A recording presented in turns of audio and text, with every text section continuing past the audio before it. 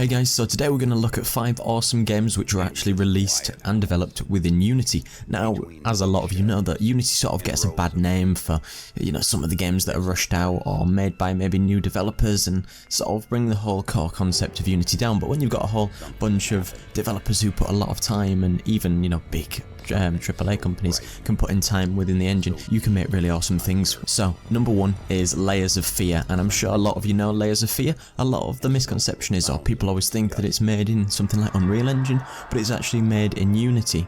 It's just one of those games which has a really nice visual style. It is a sort of psychological horror game set in a sort of old-fashioned airy mansion where you're playing and relive the steps of a sort of crazed painter. It is more of an on-rails experience where you will follow the story as it goes and find tidbits out about the story and find out about the painter and finally finish his masterpiece and work out what was going on within the story.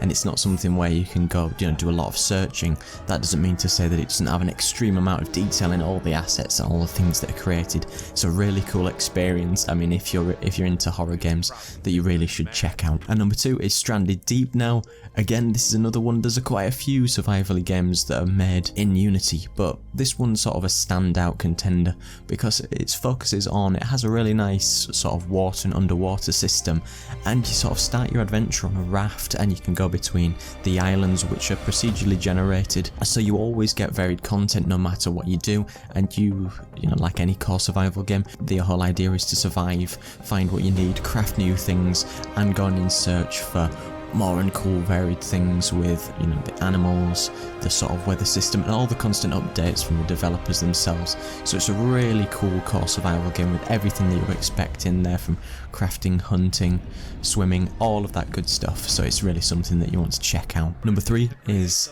probably a pretty famous one for most people, is Fallout Shelter, originally released on mobile but then released for Steam and then the Windows platform, so you can play it across loads of different things, whether it's console or mobile. And it's one of those games where you can really get into it and just spend hours and hours and hours without ever spending a penny on it.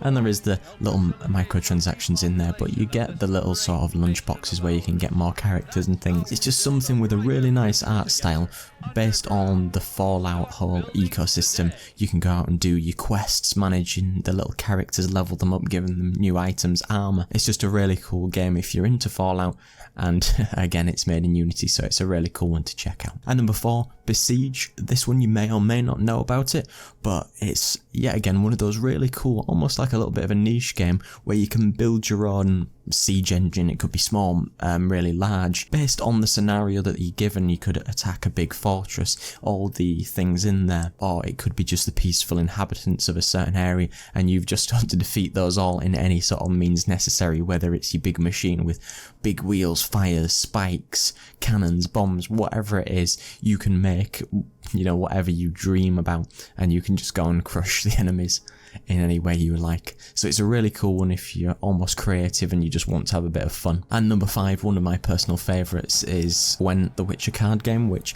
was originally a sort of small part of the Witcher 3 gameplay, which the developers thought they'd put in like a little card game within the game, and it got so much popularity that they thought they'd make a standalone card game, because you've seen other card games like Hearthstone, again made in Unity, which rose to popularity and continue to do well.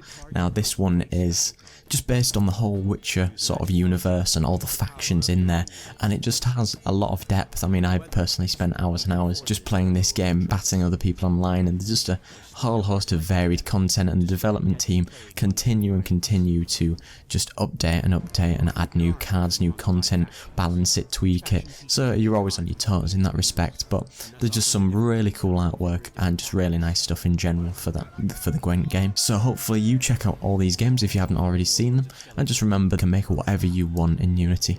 It just takes the passion and the drive to do so. So thanks again for watching. Don't forget to like, comment and subscribe. Cheers.